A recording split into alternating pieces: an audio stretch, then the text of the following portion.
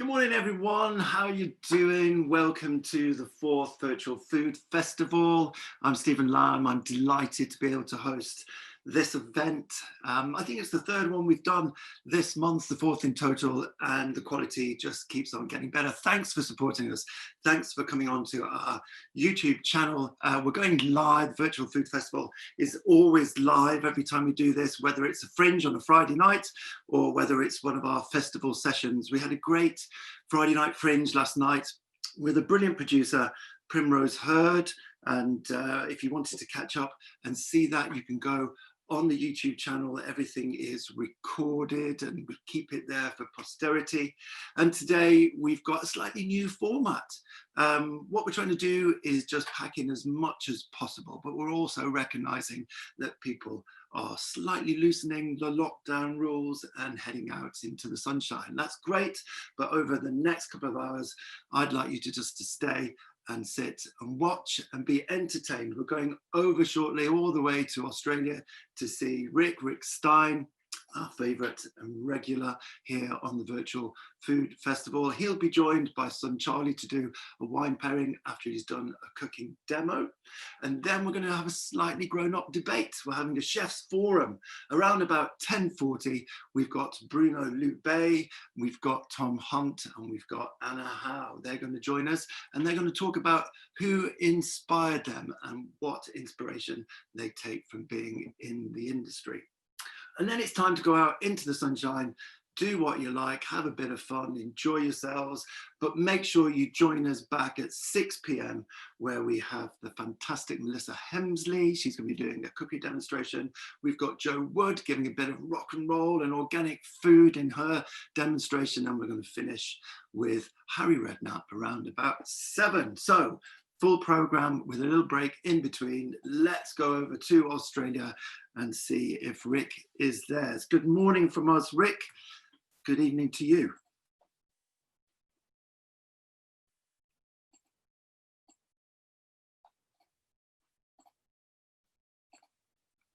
I'm sure Rick's there, winging his way halfway around the world. Rick, can you hear me?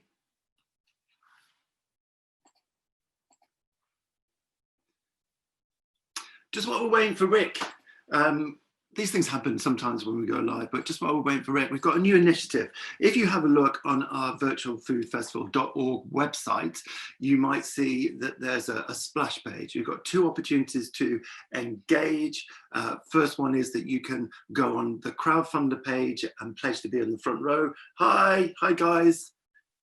Coming in from Australia. The second thing is we've launched a food market, which is a way to buy and purchase produce that we use when it comes to doing the cookie demonstrations. Hi Rick, how are you?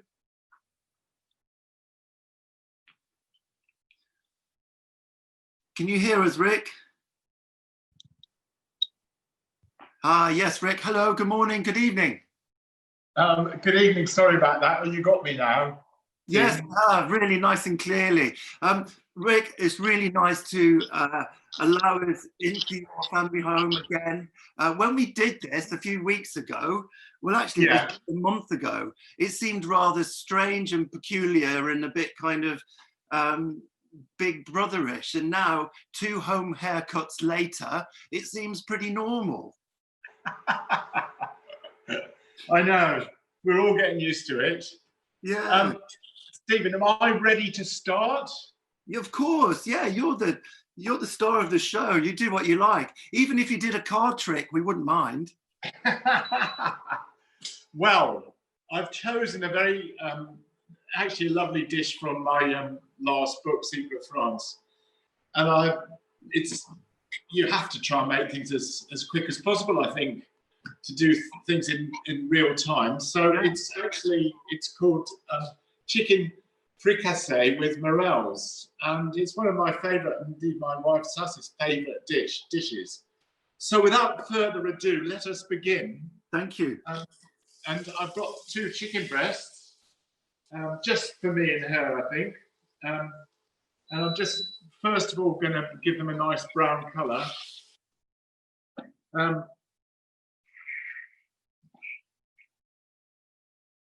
So that's what I'm doing. But Yeah. while I'm doing it, I'm just going to also chop up some shallots and talk a bit about the dish in general. Yeah. It's like lots of sort of sauteed chicken dishes. There's nothing much to it. You just fry a chicken breast and then cook it out with a bit of sauce and a bit of wine. But what makes this one really special for me is that it's with morel mushrooms, and they're very hard to get fresh. They're enormously expensive as well. Let me just season these chicken breasts while I'm talking. But I love them dried as well, because I don't know why it is that in the process of drying them, they tend to pick up a rather sort of smoky flavour. And it's a dish which I particularly associate with poulet de presse, with that part of France, Jura, where those lovely breast chickens come from. I mean, breast is B-R-E-S-S-E, as opposed to breast. And we're getting a bit confused because these are chicken breasts included as well. But the thing that makes it really special are these morel mushrooms, which I don't know whether people.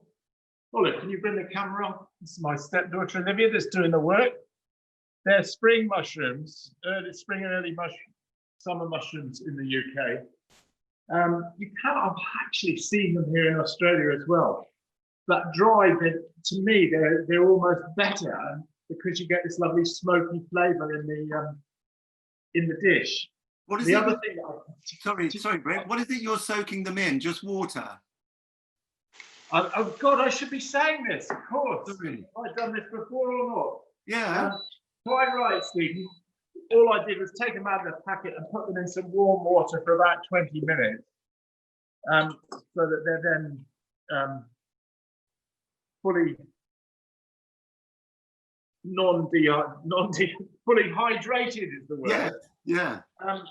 And also, it's probably a good idea just to make sure that the thing about morels is that they love sandy soil. In fact, in the years and years ago, when I had a house on Trevor's Head in Cornwall, they used to grow in the garden, right? Yeah. But this was before any of us got used to eating anything but, button mushrooms. So I never picked them. But there they were every spring, and I think, gosh. But the thing about them is that because they like sandy soil, you do tend to have to sort of be careful that you're not going to pick up a load of grit.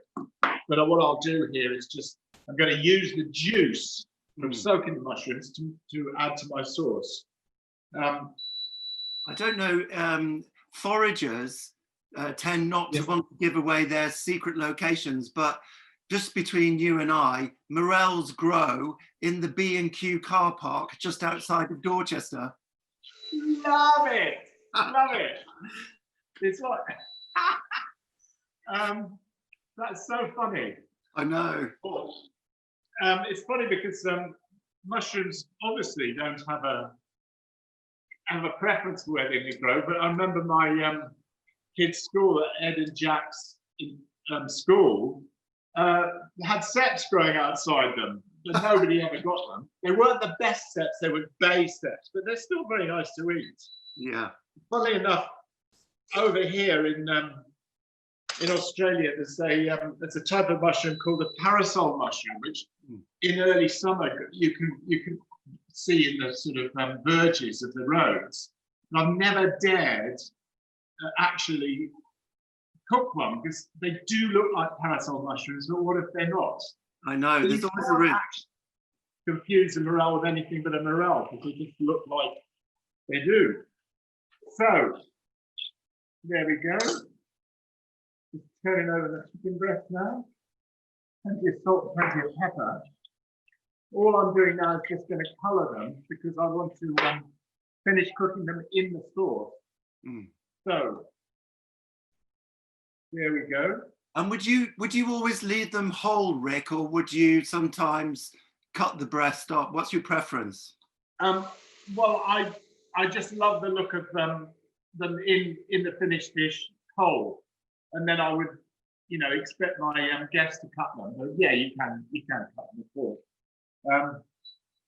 The other thing is that my wife Sass just bought me, and Olivia is taking pictures, just bought me this lovely little casserole this afternoon. Isn't that nice? It's beautiful. That's so much money, you know the brand. You do. You have to do a French dish in a Le Creuset? You do, absolutely. But you know what? I was just doing this little program on local radio in Sydney the other day about your favourite cooking utensils, right? Yeah. And I just remember my parents had this casserole, not a Le Creuset, from Denmark, that they bought in the 60s. It's really trendy. And I first cooked my first dough, like red wine, French red wine prosciutto, in this Danish 60s style casserole. And ever since, cooking dishes in that casserole, they've always tasted better. Yeah. I do think a real correlation. It's like, you know, having a good fish filleting knife. Or when I was filming in India, I came back with a karai, you know, the sort of like wok-shaped Indian dish for cooking curries. Yeah. Well, Jack and I were chatting yesterday during his live cooking demo at Ross's Padso Kitchen Garden Farm. And he actually asked, he said, oh, I think my dad's favourite kitchen appliance is the temperature probe. Well, I do swear by them. Of course, it's not in the drawer. Where is it? It's like looking for a pen. I love it. I love it. I also take it swimming, so I don't know what the temperature of the water is in Cornwall. So it is. It's dual purpose. Yeah. Because, if you're cooking something like fish, you really do need to. You really need to know what temperature the fish is, and I mean, obviously, you know, if you're used to cooking fish, you can squeeze it and you can tell roughly what the centre's like, but not if it's a whole fish. And as Marco Pierre White once said, the difference between success and failure in fish cooking is 10 seconds. Yeah. A little bit much, but you know, he's right, really. So I've always felt that a temperature probe is a very good thing to have, and we tend to use them in the seafood, the other restaurants, not so much expecting everybody to probe everything all the time, but just so that every now and then you can, and I do this when I go into the kitchen, is get hold of the probe and stick it into a piece of fish and say, I'm sorry, it's too well cooked. Do it again. Yeah, and lots of recipes go by time, but that doesn't really account for people's appliances, does it? Temperature's the only true measure. It is. It's very tricky because, you know, when you're doing recipes, you do. Sorry, I'm just going to get a wooden spoon. Yeah. I've just been chopping a banana shallot there, and I'm just going to sweat that a little bit hot here. Down a little bit. I mean, you do have to give an approximate temperature, but you're absolutely right, Stephen. It's really down to everybody's equipment, which is endlessly variable. So it's sort of what I always say is sweat for 2 minutes or so. Right? Nice. Yes. You know. How's lockdown in Australia, Rick? Just to sort of get a global view, is it slightly easing, or was it a sort of a kind of gentle enough process anyway? It's easing. I mean, they've been very lucky and very clever here, as you know, that they've had really relatively few cases of COVID and relatively few fatalities, which is wonderful. So things are sort of moving on a bit quicker than back home. But it's really interesting that I suppose I've got a couple of restaurants here, and really, I think being allowed 50 people into the restaurants next week. Oh, great. Right? So it's sort of, I suppose Australia's about a month ahead of the UK. Yeah. And it's really nice because, you know, not everybody, but the restaurants are very excited, getting ready to reopen. Yeah. We all hope and pray that, you know, there's not going to be a sort of resurgence, but there's a sort of general feeling in the air that things are changing, which is fabulous. Yeah, and Do you have lots of outdoor space? Is it banisters? Yes. Yeah. Can you use the outside space there then? Yes, there is. We've got two. One at Mollymook, which is south of Sydney, and one at Port Stephens, it's north. And Port Stephens, well, they've both got quite big terraces, which is very lucky. Yeah. I mean, I suppose one of the things you could say about Australia generally is there's plenty of room. You know, it goes without saying. So, you know, obviously there's unfortunate restaurants in the centre of Sydney that are small, like our London ones, but both banisters are quite big. So, I mean, you still could. Sorry, I've just sliced up my morels and putting them in, having sweated off my shallots. So I'm just going to put some little chestnut mushrooms in there as well, just to bulk them out a little bit. It's almost like a sort of dish you could almost cook at somebody's table. You know, it's so easy. Yeah. So we're just going to let those. How am I doing for time? I should have had a little watch somewhere. No, you're fine. Okay? You're fine. Oh, good. Yeah, good. I mean, what else are people doing? I mean, you know, they're all crowded around their TVs on the YouTube channel watching this live. There's nothing else to do. My gosh, that's a bit of daunting. No, it's fine. We've got a very friendly audience. Well, I just thought this is a lovely little dish for, you know, obviously get a bigger, whatever you call this, and do more. Saute pan, I suppose. But it's just a very, what I like about it is it's sort of a bit last minute, which is fun. Yeah. Right, now the next ingredient, which I really do love in this dish, when I first tasted this, it's this, I think. I hate it when things start making silly noises. Oh, shut up. Yeah. When I first had it, I had it in the Jura, and they have this incredibly concentrated sherry-like wine called a Van Joan. And it actually makes the sauce slightly yellow because it is so jaune, so yellow. I couldn't get that here. You probably could find it if you went to some trendy wine place in the centre of Sydney, but I'm just using dry sherry because the thing about Van Joan is it's made in the same sort of process as sherry, quite similar, and part of the flavour is oxidised. And, you know, that's what makes sherry so unique, is the oxidization, but also I think it's very good for cooking with. The Chinese rice wine is again oxidized, and that oxidized flavor is very sort of nutty.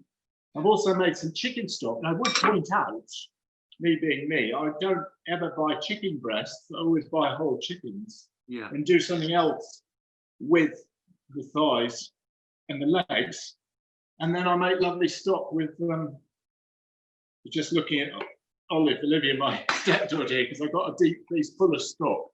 It's one of the things I just love doing is making stock.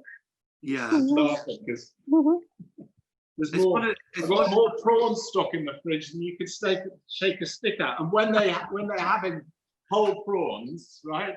Yeah. I insist on them putting the shells in a plastic bag and putting them in the freezer because there's so much flavour. But you know, I'm a bit mad like that. So in there goes the sherry. And now the other thing that's, again, is very important in this fricassee is creme fraiche, which you can get in Australia, of course. It's slightly, never quite sure what's the difference between creme fraiche and sour cream, but it's just a matter of acidity, I guess. Yes, it is. So there we go. Do you know? Yeah, it's slightly more cultured than the other. So the sour cream is a little bit older, a little bit more acidic, like you said. Aha, gotcha. But you do need it. I mean, I do find sometimes you just need. I always have some ordinary cream by as well, just in case it's a bit too acid. Oh. Some people get really pissed off at me. Excuse my language. God, I forgot the morel juice. That's about tasting things, you know. Yeah. Some people think it's a bit sort of, you know, it's not very nice. And also when I taste things, I always tend to say, "Oh, that's wonderful." And people say, "Well, it can't all be wonderful," but that's wonderful. I believe you. I think isn't it part of your job to be able to taste it, and then also, even in a televisual sense, you've got to convey. We can't taste it, so you've got to do it for us. I think you have, Stephen. That's a really good sort of point. The problem is that, you know, when you are tasting things, I suppose you look a bit sort of ungainly or a bit like, ugh. But I mean, it's what you do, you know. Yeah. I couldn't very well just not taste it. So occasionally, when I get a tweet from somebody saying, "Oh, don't like seeing you eating," I say, "Well, what would you expect me to do then?" You know, not taste it. Exactly. I'm the opposite. I don't like people trying to make eating look sexy. I mean, Say that again. I said I don't like watching people trying to make eating look sexy. What's all that about? Well, I mean, I tell you, when you say about that, what I really love is watching Chinese people eating. Yeah, it's almost impolite not to sort of eat with enormous sort of gusto and smacking of the lips and I mean, it's great. You know? Yeah. Perfect. Well, this is cooking down very nicely. So what am I going to... I was just thinking about something here. Well, let me taste it again. Oh, yeah. Oh. It's such a... You know, what I like about this dish is so simple. And the quality of the flavours, the morels and the wine is so special. And the cream.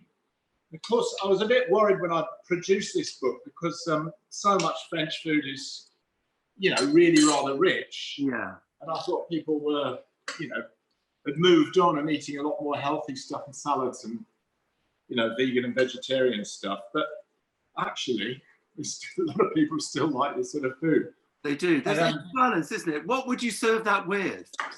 I'm just going to tell you what I'd serve it with. Sorry. So I didn't want to sort of... I was going to cook this, but I haven't got the time. This rice, right? Pilaf rice is the thing to serve with it. And what I do, Olive, can you just... What I do with rice like this is I first of all fry it a little bit in olive oil. And you might be able to see it's got a bit of a green tinge on it. About a tablespoon of olive oil.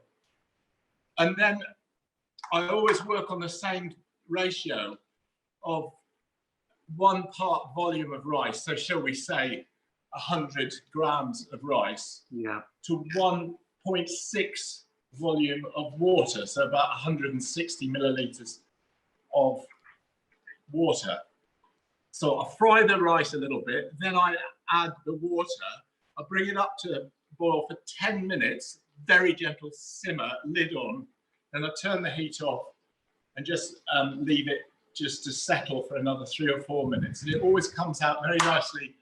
You see the grains are all quite nicely separated from each other. Of course, I add salt as well, about half a teaspoon of salt to that.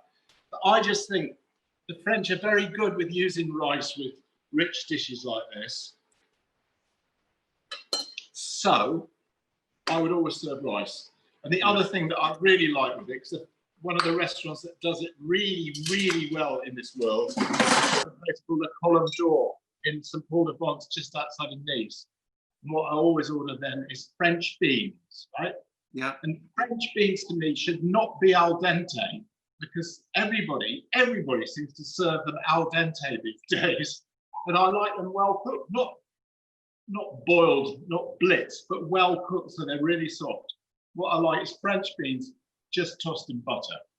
That's the 2 things I would love. I love to eat with this. So we're just about there. We might find that's just a little bit undercooked in the middle, but I'm suspecting we might be running out of time, or are we not? We're okay. Well, that's fine. I think, you know, we've got a very clear view of how fantastic that dish would end up. Shall we bring Charlie in?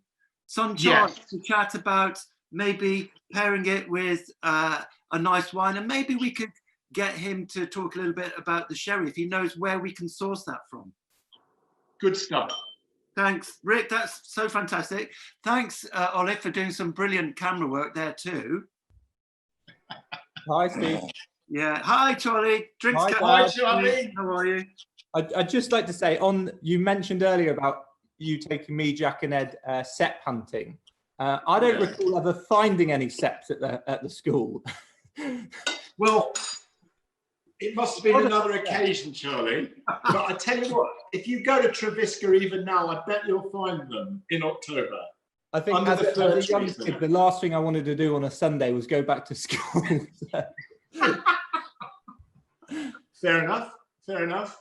So that's delicious dish, very French, very rich. And in the restaurants, we buy a couple of our wines direct from French producers.